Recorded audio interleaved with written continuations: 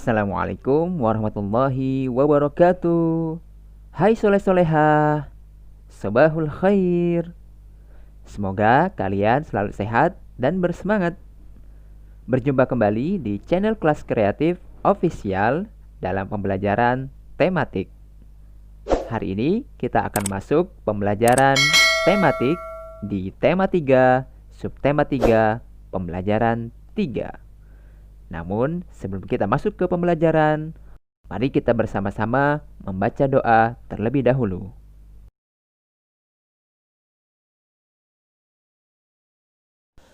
Bismillahirrahmanirrahim. Rabbi shrah li sadri wa yassir li amri wahlul 'uqdatam min lisani yafqahu qawli. Rabbi zidni ilma warzuqni fahma.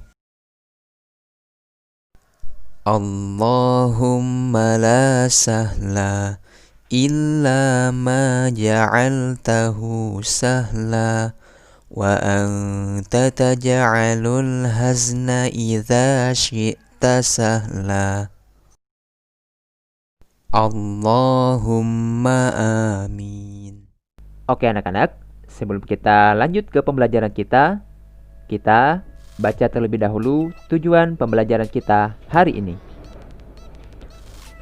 Adapun tujuan pembelajaran kita hari ini, yang pertama, siswa dapat memahami apa itu pembangunan sosial budaya. Yang kedua, siswa dapat menyebutkan manfaat interaksi sosial dalam pembangunan sosial budaya. Yang ketiga, siswa dapat mengetahui peranan masyarakat dalam pembangunan sosial budaya. Yang keempat, siswa dapat mengetahui bagaimana sikap dalam menjaga keberagaman.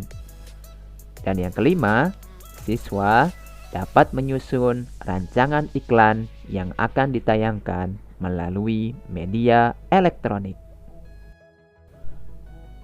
Anak-anakku semua, pernahkah kalian mendengarkan istilah pembangunan sosial budaya? Lalu, tahukah kalian tentang pembangunan sosial budaya itu? Pembangunan sosial budaya adalah pembangunan yang mencakup kehidupan sosial budaya di masyarakat. Pembangunan sosial budaya merupakan suatu perubahan dalam sosial budaya yang diwujudkan dalam bentuk aktivitas dengan tujuan menjadikan keadaan sosial budaya semakin baik.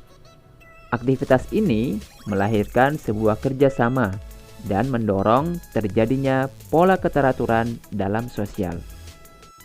Pembangunan sosial budaya harus terus dilakukan secara bersama-sama antara masyarakat dan pemerintah. Kerjasama ini akan membawa dampak yang positif bagi kemajuan bangsa Indonesia. Sebagai anggota masyarakat, kita harus ikut berperan dalam berinteraksi sosial untuk membangun sosial dan budaya sesuai dengan kemampuan dan bidang kita masing-masing, seperti bidang sosial dan budaya yang meliputi bidang pendidikan, bidang kebudayaan, bidang kesejahteraan sosial, dan lain sebagainya. Interaksi sosial dalam pembangunan sosial budaya memiliki beberapa manfaat. Di antaranya, yang pertama, mengenalkan kebudayaan Indonesia kepada bangsa lain. Yang kedua, menerima suatu kebudayaan baru yang positif dengan tetap menjaga kelestarian kebudayaan Indonesia. Yang ketiga, menjalin kerjasama yang baik dengan orang lain atau kelompok lain yang berbeda suku bangsa dengan kita. Yang keempat, mengembangkan sikap saling menghargai antar suku dan bangsa. Yang kelima, meningkatkan kesejahteraan masyarakat melalui aktivitas organisasi sosial budaya.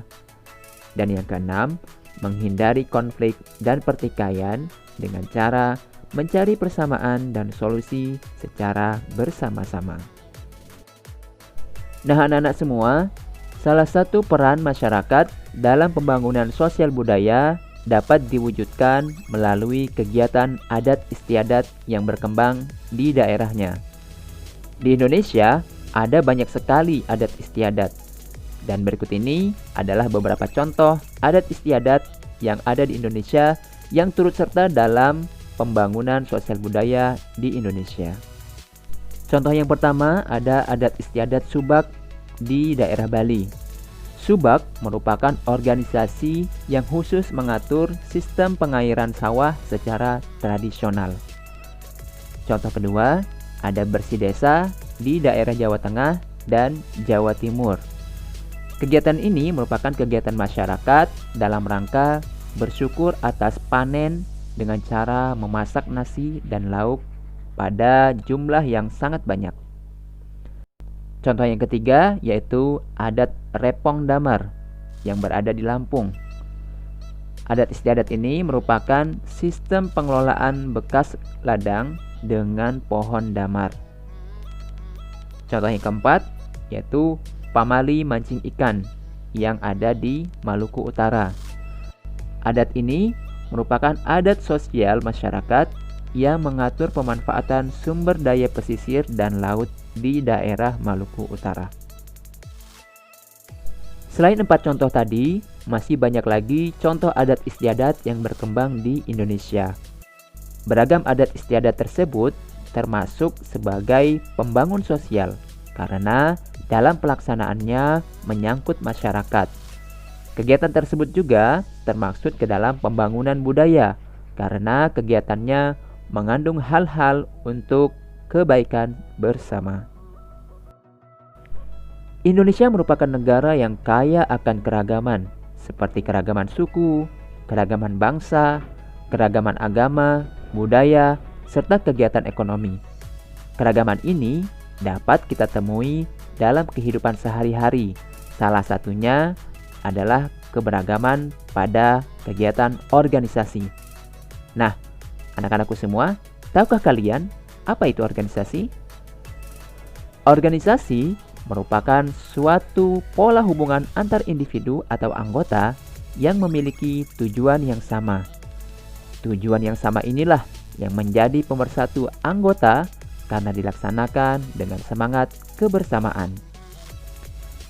Contoh organisasi misalnya perkumpulan petani di suatu daerah.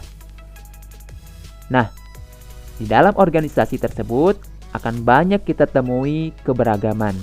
Di antaranya keberagaman adat istiadat, keberagaman agama, kesenian, suku, bahasa, warna kulit, dan lain-lainnya antara anggota yang satu dengan anggota organisasi yang lainnya. Nah, keberagaman ini merupakan kekayaan bangsa Indonesia. Keberagaman ini bukan menjadi alasan untuk terpecah belah. Persatuan sangat diperlukan dalam pelaksanaan pembangunan nasional. Oleh karena itu, sudah seharusnya kita menjaga keberagaman, karena hal ini merupakan kekayaan yang tidak ternilai harganya. Nah, berikut ini adalah beberapa sikap yang dapat kita lakukan dalam menjaga keberagaman yang ada. Yang pertama, menyadari bahwa keberagaman adalah hal yang biasa dalam kehidupan. Yang kedua, mengembangkan sikap toleransi. Yang ketiga, mempelajari kebudayaan yang ada di Indonesia. Yang keempat, menjadikan keberagaman sebagai kebanggaan. Dan yang kelima, memanfaatkan keberagaman untuk bekerja sama. Anak-anakku semua, keberagaman budaya bangsa kita bisa juga kita kenalkan ke mancanegara. Caranya adalah dengan mengiklankan kebudayaan kita melalui media elektronik.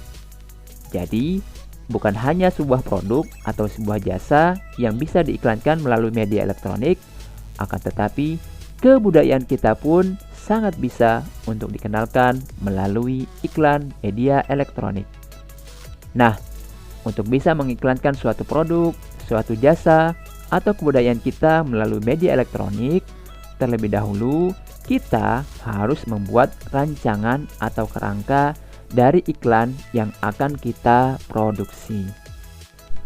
Berikut ini adalah beberapa cara penyusunan kerangka iklan melalui media elektronik. Yang pertama, tentukan tema dan judul iklan. Silahkan kalian tentukan terlebih dahulu produk, jasa, atau kebudayaan yang ingin kalian kenalkan melalui iklan.